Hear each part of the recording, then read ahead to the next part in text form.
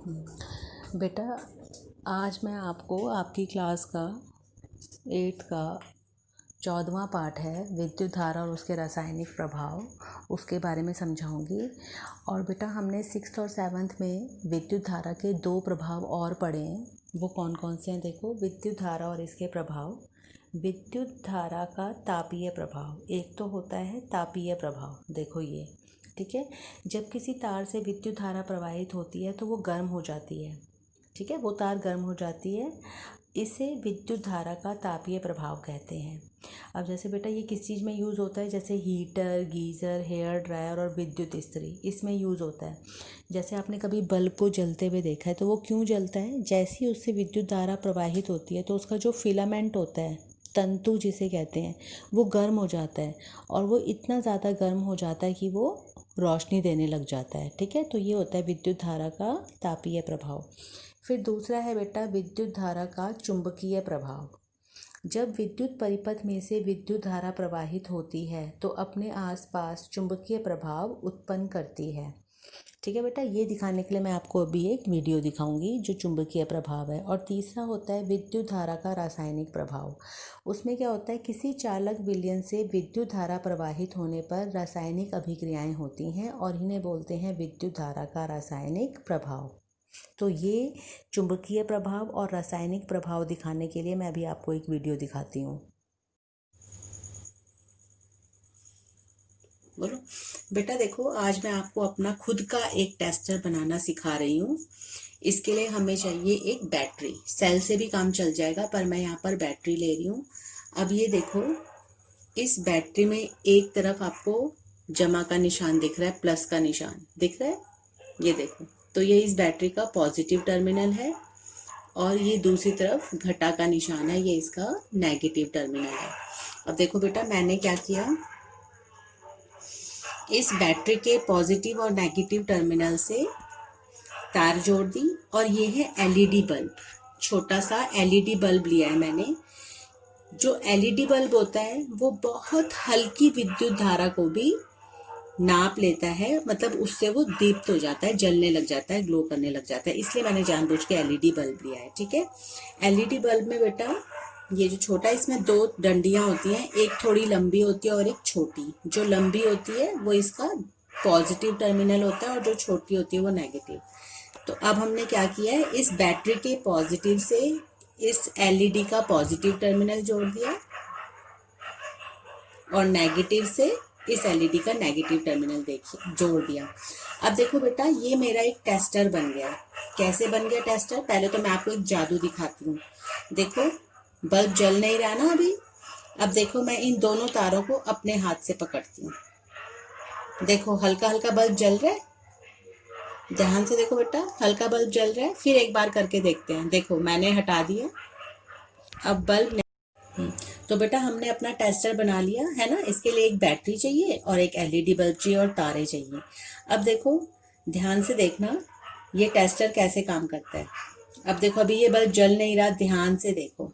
अब मैंने क्या किया, इसकी दोनों तारों को पकड़ लिया। देखो, हल्का सा बल्ब जला, ध्यान से देखो, हल्के से बल्ब जला ना। अब मैं फिर छोड़ रही हूँ, देखो बल्ब बुझ गया। अभी ये पीला पीला है ना। अब जैसे ही मैं इन तारों को अपने हाथ से पकड़ूंगी, देखो, अब ये जो पीला हिस्सा था वो सफेद हो गया है, बल्ब में रोशनी आ गई है।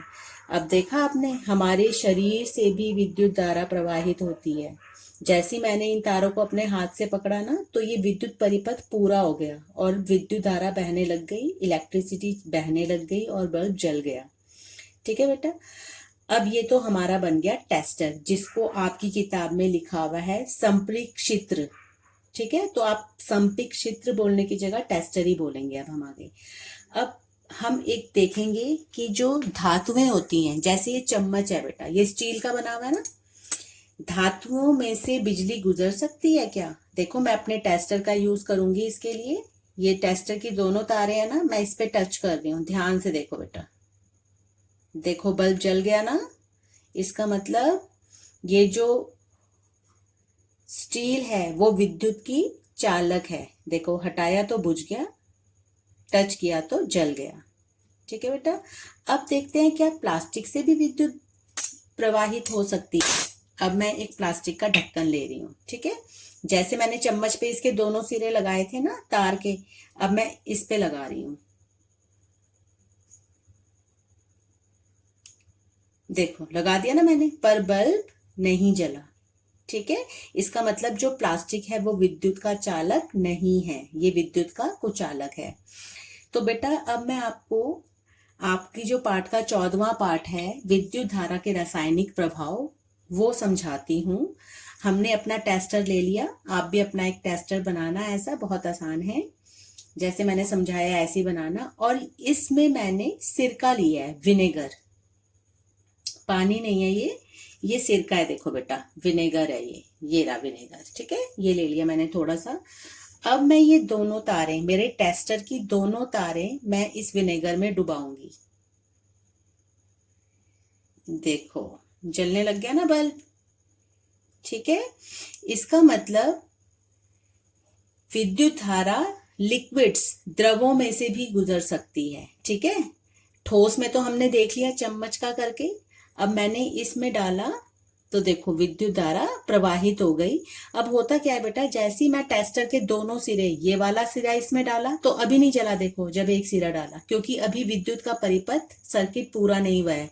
जब मैं दूसरा भी डालूंगी तो सर्किट पूरा हो गया। कैसे पूरा हो गया, क्योंकि ये जो पानी है, ये जो सिरका है, ये विद्युत का सुचालक है, ये अपने में से विद्युत को जाने दे रहा है, तो हमारा सर्किट पूरा हो गया। चलो अब देखते हैं क्या नॉर्मल पानी से, जो नलके का पानी होता है, क्या उससे भी विद्युत धारा प्रवाहित होती है। लेकिन बेटा पहले ये करने से पहले हमें इसके सिरों को अच्छे से पोंछ देना है, क्योंकि इसमें अभी सिरका लगा हुआ है, किसी कपड़े से पोंछ देना है इन्हें, ठीक है। अब मैं आपको दिखाती हूँ क्या पानी के साथ भी ऐसा हो सकता है।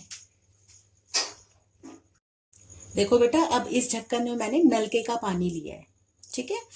अब जब मैं एक तार घुसा रही हूँ इसमें तो कुछ भी नहीं हो रहा बल्ब में, देखो। अब देखते हैं दो, क्योंकि बेटा अभी ना ये परिपथ पूरा नहीं हुआ, क्यों, क्योंकि अभी दूसरी तार हवा में है, ठीक है। अब देखते हैं क्या होता है, मैं दोनों तार डुबा देती हूँ। देखो बल्ब जलाना, तो जो पानी है ना वो भी विद्युत का चालक है, मतलब वो अपने में से बिजली को गुजरने देता है। लेकिन आप देख रहे हो थोड़ा इस बार बल्ब हल्का जल रहा है। अब क्या करेंगे, इस पानी में थोड़ा सा नमक घोलते हैं, ठीक है, फिर देखते हैं ये बल्ब कैसे जलता है।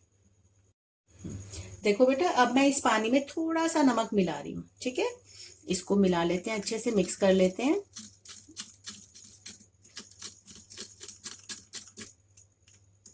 मिक्स हो गया, चलो अब फिर करके देखते हैं। ये मेरा टेस्टर है, क्या है ये मेरा टेस्टर, तुम भी बनाना है ऐसा टेस्टर एक। अब देखो बेटा पहले मैं एक तार घुसा रही हूँ, कुछ भी नहीं हुआ, ठीक है, क्योंकि अभी सर्किट पूरा नहीं हुआ है, परिपथ पूरा नहीं हुआ है। जैसे ही मैंने ये दूसरी तार घुसाई, देखो अब की बार बल्ब तेज रोशनी से जल रहा है ना, देखो ध्यान से, क्योंकि मैंने इसमें नमक मिलाया है, और नमक ने क्या किया, इसकी चालकता को बढ़ा दिया पानी की। तो बेटा अब ये सारे एक्सपेरिमेंट्स आपने घर में करके देखने हैं। बेटा अब देखो मैं आपको बताती हूँ कि विद्युत धारा का रासायनिक प्रभाव क्या होता है। देखो मैंने क्या किया, ये 2 कीले लिए, ठीक है, ये 2 कीले हैं, ठीक है। और ये जो एक कील है इसको बैटरी के नेगेटिव टर्मिनल से जोड़ा है, और जो दूसरी कील है उसको बैटरी के पॉजिटिव टर्मिनल से जोड़ा है। और ये हमने ग्लास में पानी लिया था, और पानी में मैंने थोड़ा सा नमक मिला दिया था। अब आप ध्यान से देखो, ठीक है, ये देखो ये जो ये कील है इस पे आपको बुलबुले दिख रहे हैं, दिख रहे हैं, देखो ऊपर भी आ रहे हैं यहाँ पर बुलबुले। पता है ये क्यों हो रहे हैं, ये हो रहे हैं विद्युत धारा के रासायनिक प्रभाव के कारण। मतलब जब विद्युत धारा इसमें से गुजर रही है ना, बैटरी से विद्युत धारा आई, और ये जो पानी है, अभी मैंने आपको पहले ही बताया था जो नमक का पानी होता है वो विद्युत का अच्छा चालक होता है। अब ये दोनों एक तरीके से 2 इलेक्ट्रोड समझ लो, ठीक है। अब क्या हो रहा है, पानी पानी होता है H2O, पानी मिलके बनता है हाइड्रोजन और ऑक्सीजन से, ठीक है। तो जैसे ही इसमें विद्युत धारा आई, उस विद्युत धारा ने क्या किया, जो हाइड्रोजन और ऑक्सीजन है, देखो इस वाली इस पे देखो ये जो बुलबुले उठ रहे हैं, ठीक है, ये एक एक वाली कील पे हाइड्रोजन के बुलबुले उठ रहे हैं और दूसरी वाली पे ऑक्सीजन के। अब ये कैसे पता चलेगा किस पे ऑक्सीजन है और किस पे हाइड्रोजन है, क्योंकि देखने में तो पता ही नहीं चल रहा।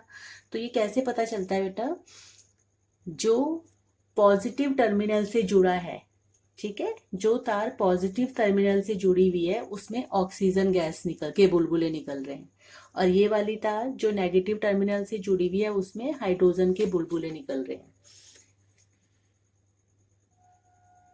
ठीक है बेटा, तो इसको बोलते हैं विद्युत धारा का रासायनिक प्रभाव। अब रासायनिक प्रभाव का मतलब, जैसे ही इस पानी में से विद्युत धारा प्रवाहित हुई और हमने ये दो कीले दो इलेक्ट्रोड की तरह करा, तो उन इनमें एक अभिक्रिया हुई, केमिकल रिएक्शन हुई, जिसने कि क्या किया, पानी को उसके अलग अलग हाइड्रोजन और ऑक्सीजन में, गैस में वो करना शुरू कर दिया, बांटना शुरू कर दिया।